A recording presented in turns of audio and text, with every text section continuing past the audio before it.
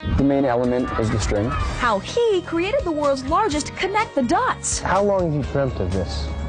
This has been in production for about a year and a half. In a San Francisco neighborhood. Evening Magazine. Tonight at 7 on CBS 5. Many people remember playing Conect-The-Dots as kids, and of course kids today are still enjoying Conect-The-Dots. But our very own Dave Stoelk met up with an adult who's taken Conect-The-Dots to a whole new level. This is point A. Josh Levine is going to connect the dots. Two of them.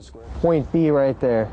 Well, way over there, yeah. One day, Josh, who's an artist, was sitting on a hilltop in San Francisco's Alta Plaza Park. His imagination seized him while he gazed south over to another hill at Alamo Square Park. And it just seemed obvious to me. In fact, I was surprised nobody had ever done this before. Josh was surprised no one had ever bothered to stretch a string between the two parks. Really just trying to open people's minds. That's really what I'd like to do. Inspired by conceptual artist Christo, who famously ran a giant curtain across Marin County, Josh engineered a way to suspend a single piece of string over a mile in length and several hundred feet above the valley between both parks. Well, at this point, we're holding a guide string. Attached to a device he invented for just this occasion called a helium lift mechanism. Which is really a whole bunch of garbage bags filled with helium.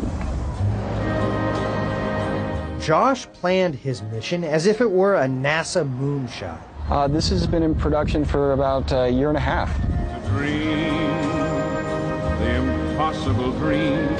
Josh held regular meetings with his team. He created computer models, studied satellite imagery, and topographical maps. How high will the string be about right here? Well, let's see. 25, I'm guessing approximately 175 feet. Wow. To shoot his string over dangerous power lines, he fabricated and tested a giant slingshot. To reach the unreachable star. Josh, it just occurred to me, we already have a string going from point A to point B, the phone lines. Well, that's true. That is true. That's a good point, actually.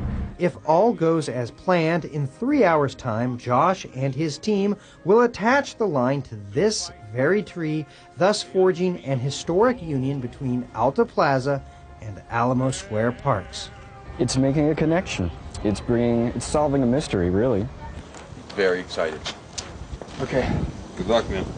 At precisely 4:14 a.m., Josh and his team began rolling out the string, guiding the helium lift mechanism, and catapulting over power lines. Then, Chris, stop pulling, Chris. The project had to be aborted. The culprit? San Francisco's damp fog. Between the wind and the wet wire and the wet string, couldn't seem to get any lift. You realize I don't have a payoff for my story now. And I got up at 5:30 a.m. You know what, Dave? I think it's a great story myself.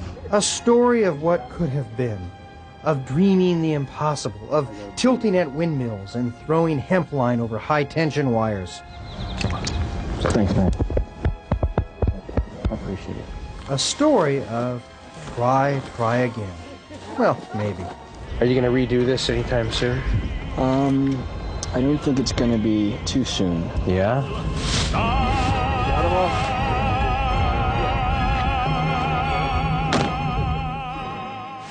Joshua is part of a troupe known as Century 22.